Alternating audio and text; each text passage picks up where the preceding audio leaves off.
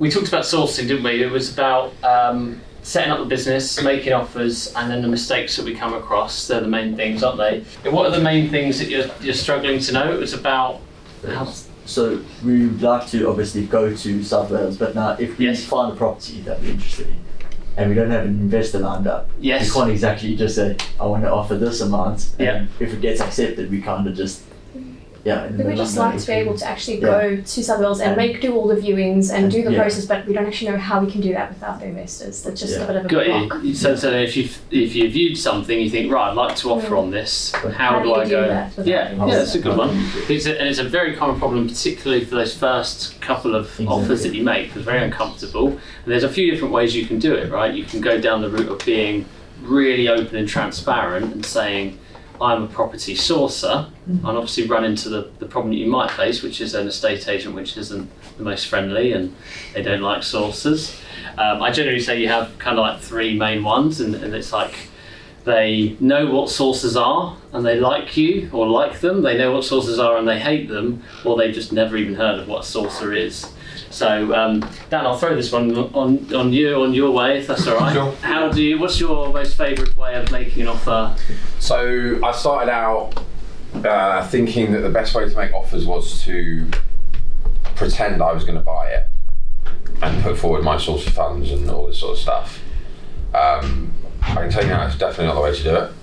So the best way to do it is, I find, in South Wales particularly, because all the agent knows about sources, is to be transparent and to say to them, look, I'm a sourcer, this is going to be sourced to a client. I can't tell you if it's going to be a cash or bridge buyer right now. We've got clients that are both. And then you're most likely from the start, I imagine, be co-sourcing with someone, because you don't have the network right now. So then you would then take the deal to the co-sourcer once they've agreed it. And generally I ask the agents politely, can I have, usually or typically how we work with agents is that they give us 48 hours to find a buyer.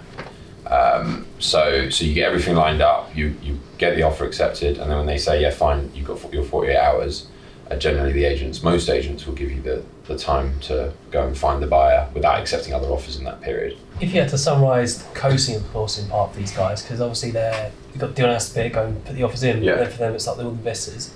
How would you summarise from the relation of co-sourcer? So you want to make the relationship with whoever you're going to co-source with, potentially Property X. Yeah, most likely. so speak to Justin, and basically you then send over the deal once you've got it agreed. So you want to outline what you've got to purchase, what you think your refurb is going to be, what your own values are, with comps, all that sort of stuff. You send that across. Justin reviews it. I'll probably have a look at it as well. We put it out to clients. And then when we get the client's details, the client details, we send it back to you. You then agree it with the agent, and you provide all the information for that particular buyer. I don't actually know that they would take us seriously if we had to say we don't actually have an investor. That's what was the block. So you don't say you actually have an investor. You tell them we've got multiple investors. But before we can actually agree the deal with them, we have to have it secured with yourself.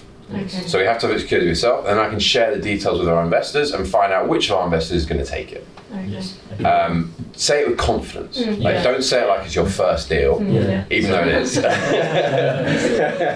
Say it like you've done it hundreds of times. I personally would even say you have done many deals. If it was me, I'd say Fugazi, I'd say I've done. Fake it till you make it. I've done 40 of these deals. We basically source with investors. Your investors are Justin's investors, because that's your collaboration. You're co-sourcing via Justin. You might have 10 investors sitting. So that's right. I would just Fugazi a bit with the agent. Go, look, I'm a co-sourcer, so I've now sold 50 deals plus to other investors. We've currently got 10 sitting ready to accept a deal. But based on this offer, I'm putting forward, I just need 48 hours to get it accepted. 48 hours, to basically reserve it for us, and I can match it to one of our investors. And if for any reason none of the investors are interested, what happens then? I know this may be a very straightforward, but I don't know. Yeah, so it happens now and again, depending on loads of different factors. Sometimes time of year is even a factor.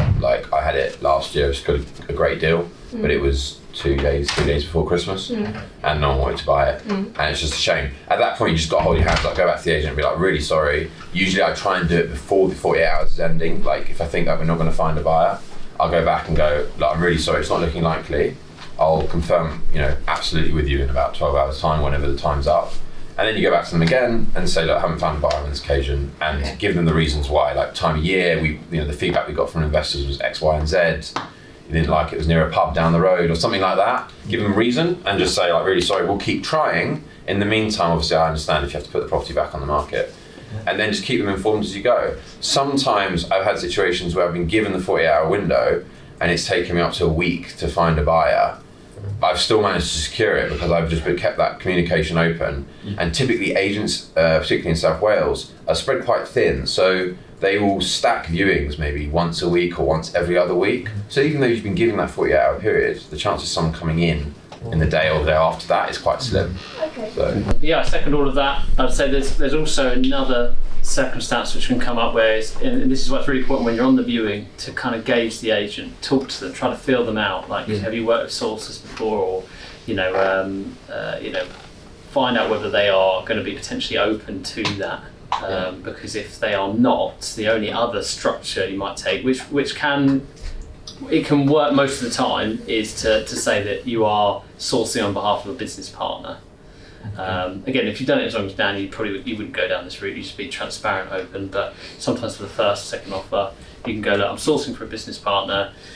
I'm the one that goes out, does all the hard work, the viewings. They got the money, so I'll be putting in the offer. But they're the ones that have got the proof of funds, and it's going to be bought in their name, kind of thing. Okay, because it doesn't happen too often in areas such as Wales, not too much, whereas there are some areas I've come across, and it used to be probably more of a thing a few years ago, where agents didn't even know what Sourcer was, Yeah. or they didn't like them. So